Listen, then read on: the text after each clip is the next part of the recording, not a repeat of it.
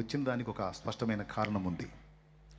నేను అంటున్నాను, ఇక్కడికి వచ్చిన దానికి ఎలాగైతే ఒక స్పష్టమైన నిర్దిష్టమైన కారణం ఉందో, అలాగే నీ జీవితానికి కూడా ఒక స్పష్టమైన కారణం ఉందా? నువ్వు బ్రతుకుతున్న దానికి ఏదైనా గురి ఉందా? గురి లేని బ్రతుకుతున్నావా? కొంతమంది అంటారు, నాకు జీవితం చాలా చేదుగా ఉందన్న, బతకాలనిపించట్లేదు, నాకు చచ్చిపోవాలనిపిస్తుంది అని కొంతమంది అంటారు. పాయింట్ నెంబర్ 1, చచ్చిపోవాలని ఎవరికి అనిపించొద్దో తెలుసా? చచ్చిపోవాలని ఎవరికి అనిపించొద్దో తెలుసా? జీవితానికి ఒక గురి గమ్యం లేకుండా బతుకుతుంటారు చూడు, వాళ్ళకి భూమి మీద బతకబుద్ధి కాదు. ఎందుకంటే వాళ్ళకి గురి గమ్యం లేదు.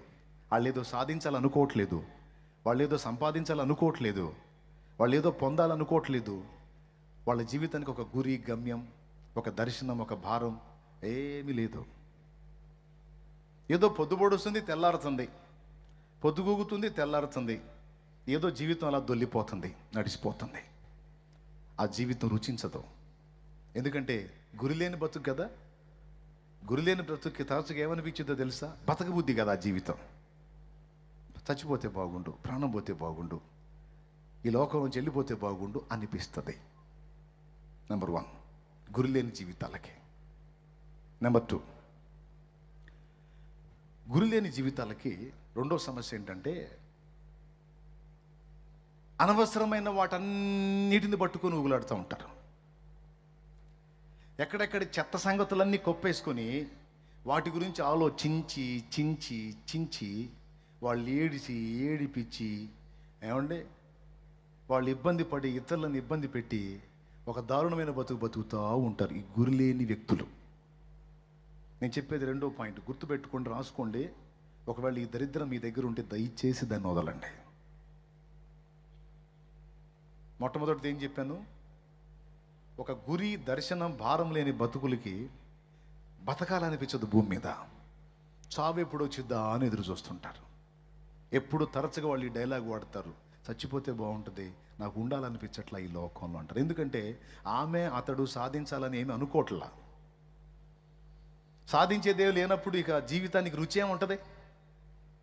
ఎంతమందికి అర్థమైంది నేను చెప్పేది? అర్థమైతే చేతులు ఎత్తండి. రైట్. కాబట్టి బతక బుద్ధి కాదు. అందుకే వీళ్ళు తరచుగా చావు గురించి మాట్లాడుతుంటారు. రెండోది ఏం చెప్పాను? జీవితానికి ఒక అర్థం, పరమార్థం, గురి, గమ్యం లేనటువంటి వ్యక్తులకి ఏం కనపడతాయో తెలుసా? చెత్త విషయాలన్నీ కొప్పేసుకొని వాటి గురించి బాధపడుతుంటారు. ఎందుకంటే ఇక వీళ్ళు సాధించేదానికి ఇంక రెండోది ఏం లేదు. మరి వీళ్ళకి గురి, గమ్యం, దర్శనం ఏం లేదు. కాబట్టి పనికి మాలిన విషయాలన్నీ కొప్పేసుకొని వాటిని బట్టి ఇతరులతో వసంతం ఆడుతుంటారు. విలువైన విషయాల గురించి కాదు, చెత్త సంగతుల గురించి. ఆయన అట్టన్నాడు నన్ను, ఆమె ఇట్టంది నన్ను, ఏమో మూలిగింది, ఆయన ముక్కాడు, లేకపోతే ఏదో చేశాడని ఈ పనికి మళ్ళీ చెత్త వ్యవహారాలన్నీ పెట్టుకుని దిగులు పడుతుంటారు. గురి గమ్యం లేనోళ్ళు. నా భాషలో చెప్పాలంటే అంతే, కరేపాకు వ్యవహారాలన్నీ తెచ్చుకొని ముందు పెట్టుకొని గందరగోళం అయిపోతుంటారు. కరేపాకు సరుకు, కరివేపాకు మంచి పౌష్టిక విలువలు కలిగింది, అయినా పప్పుచారులో వస్తే తింటావా? స్తోత్రం. కాబట్టి నేను దాంతో పోల్చాను అన్నమాట, కరివేపాకు. ఇది రెండో విషయం. జీవితంలో ఒక గురి, గమ్యం లేకుండా బతికే వాళ్ళకి ఇట్లాంటి. మూడో విషయం చెప్తాను.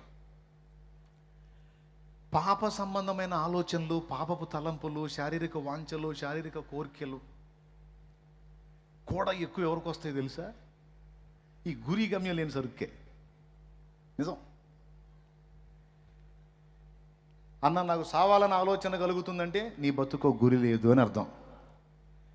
అన్న నాకేందో పనికిమాలిన విషయాల గురించి కోపం వస్తుంది అంటే గురి లేదని అర్థం. అన్న నాకు బాగా శారీరక వాంఛలు, శారీరక వ్యామోహాలు పెచ్చరిల్లిపోతున్నాయి, నాకు దురాలోచనలు వస్తున్నాయి, తప్పుడు క్రియలు చేయాలన్న తలంపులు వస్తున్నాయి, నాకు ఎక్కువ పాపపు ఆలోచనలు వస్తున్నాయి అని నువ్వు అంటున్నావు అంటే, నేను మూడవదిగా చెప్తున్నాను, ఒక గురి, గమ్యం లేని దర్శనం లేని బతుకుతున్నావు అని. ఆ వ్యక్తులకి ఈ మూడు లక్షణాలు వస్తాయి. ఇంకా మరికొన్ని ఉన్నాయి, అవన్నీ చెప్తే టైం పట్టిద్దిలే. కానీ ముచ్చటగా ఈ 3 మీరు గుర్తుపెట్టుకోవాలి.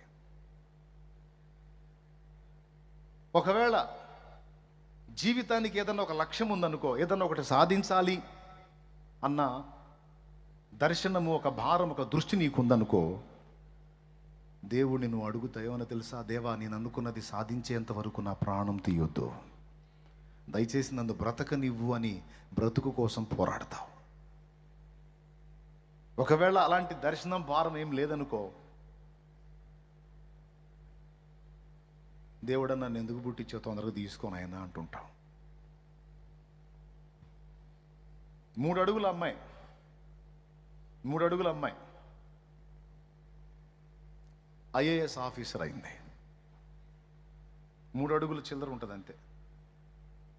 కలెక్టర్ అయిందండి. ఆ వెనక సెక్యూరిటీ 6 అడుగుల వాళ్ళు. ఎట్లా ఉంటుంది చూడండి మీరు, కావాలంటే ఇంటికి పోయినాక. అమ్మాయి ఏమో 3 అడుగులు అంటే కొంచెం హైట్ తక్కువ, మరుగుజ్జుగా ఉంటుంది. ఆమె ముందు పోతుంటే ఆ వెనక సెక్యూరిటీ ఒక్కొక్కడు 6 అడుగులు ఉన్నారు.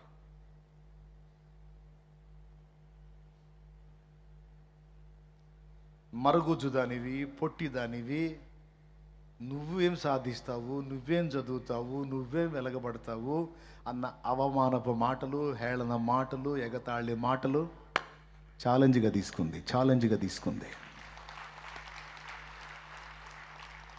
పొట్టి దానివి, నువ్వేం చేస్తావు, నువ్వేం సాధిస్తావు అని ఆ మాటలన్నిటినీ సీరియస్గా తీసుకుంది, ఛాలెంజ్గా తీసుకుంది.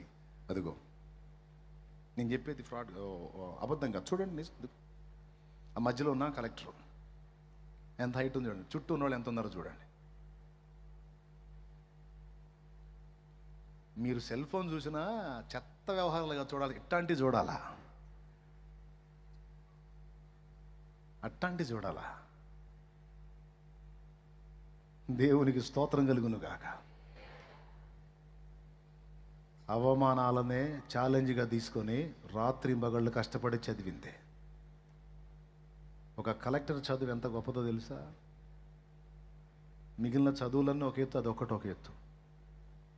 మామూలు చదువుల కంటే ఎక్కువ గంటలు కేటాయించి చదవాలి. దానికి చదివింది. 6 అడుగుల వాళ్ళు ఆమె అనుకున్నారు ఏమేమో ముందుంది. కారణం ఏంటో తెలుసా? ఏమని చదివినంత వాళ్ళు చదవాలా, ఏమని చేసినంత కష్టం వాళ్ళు చేయలే. అది చూడండి.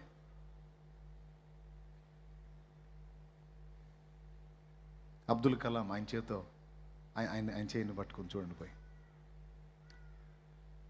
ఆమె పొట్టితనం, ఆమె దీనస్థితి ఆమెకు అడ్డుబండగా లేదు. 6 అడుగుల వాళ్ళకి సవాల్ ఇచ్చింది ఆమె. ఒక్కొక్కడిని కాటా వేస్తే 100 కేజీలు తక్కువ దూకడం. 100 కేజీలోడికి 6 అడుగులోడికి సవాల్, ఛాలెంజ్ ఇచ్చింది. దమ్ముంటే నీకు దమ్ముంటే రారా నా స్థాయికి అందుకోమని. ఆడపిల్లలకి సవాల్ ఇచ్చింది, మగపిల్లలకి సవాల్ ఇచ్చింది. రండి, దున్నపోతులాగా బాడీని పెంచటం కాదు, కష్టపడండి, సాధించండి అని. 60 ఏళ్ళు దాటినామే ఈతల పోటీలోనే కాదు, ఇంకా వేరే పోటీలు కూడా పాల్గొని దాదాపు 51 బహుమానాలు పొందింది. రిటైర్డ్ ఉద్యోగి. ఏమండి, నేను అదే చెప్తుంది. జీవితానికి ఒక గురి ఉందనుకో. ఇప్పుడు ఆ అమ్మాయి నేను కలెక్టర్ కావాలనుకుంది, ఐఏఎస్ నేను సాధించాలనుకుంది. ఇప్పుడు ఆ అమ్మాయి ఏమని కోరిద్ది? నాకు సావు రాట్లా అంటదా? ఒకవేళ దానికి ఏదైనా హెల్త్ ఇష్యూస్ వచ్చినా, దేవుడా దయచేసి నన్ను బాగు చేయి, ఎందుకంటే నేను అనుకున్నది సాధించాలి, నా కుటుంబానికి మంచి పేరు తేవాలి. పొట్టిదాన్ని కన్నారు, జానా బెట్టడి దాన్ని కన్నారు, పనికిమాలిన దాన్ని కన్నారు, పనికిరాని దాన్ని కన్నారు. దాని జీవితం ఏంది, దాన్ని ఎవడు చేసుకుంటాడు, దాని బతికేంది, అది అవిటిది అని నన్ను చుట్టూ ఉన్నవాళ్ళు అన్న మాటలు, నా తల్లిదండ్రులు నన్ను కన్నందుకు ఎంత వేదన పడ్డారో వాళ్ళ తల ఎత్తుకునేటట్టు నేను చేయాలి. ఆ తర్వాతే మరణం నాకు రావాలి. అప్పటిదాకా చావు కూడా నా దరి చేరకూడదు. దేవుడా దయచేసి నా ఆశయానికి జీవం పోయమని ఎన్ని మొక్కిందో, ఎంత మొత్తుకుందో. బతకాలని ఆరాటపడింది, బతికి చూపించింది. చదువుకున్న వాళ్ళకి ఇది ఛాలెంజ్. చదువులేని వాళ్ళకి ఏం ఛాలెంజ్? దానికి కూడా బోల్డ్ అంత సబ్జెక్ట్ ఉంది. ఒక రాష్ట్రంలో ఒక పెద్ద ఆయన ఉన్నాడు. దాదాపు 30 సంవత్సరాలు కష్టపడి ఒక కొండని మధ్యకు చీల్చి తన గూడెం ప్రజలు ఊళ్ళోకి వెళ్ళడానికి కొండ చుట్టూ తిరిగి వచ్చే పని లేకుండా తన జీవితంలో దాదాపు 30 సంవత్సరాలకు పైచిలుకు కాలాన్ని వెచ్చించి రోజు కొంచెం ఆ కొండను తొలవటం మొదలుపెట్టాడు అక్షర జ్ఞానం లేని వ్యక్తి. ఎందుకో తెలుసా? అది కూడా మీకు దొరుకుతుంది నెట్లో. తన భార్య జబ్బుతో ఉన్నప్పుడు ఆమెను కొండ చుట్టూ తిప్పి తీసుకెళ్లటం, హాస్పిటల్కి లేట్ అయింది, చనిపోయింది. గర్భిణీ స్త్రీలు వేదన పడుతున్నప్పుడు కొండ చుట్టూ తిప్పి తీసుకెళ్లాలంటే వాళ్ళకి దారుణాలు జరుగుతున్నాయి.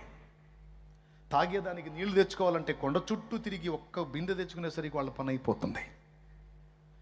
ప్రభుత్వాలు జోక్యం చేసుకొని దారేస్తాయా అంటే వేయలేదు, పట్టించుకోలేదు, దీక్ష పూనాడు.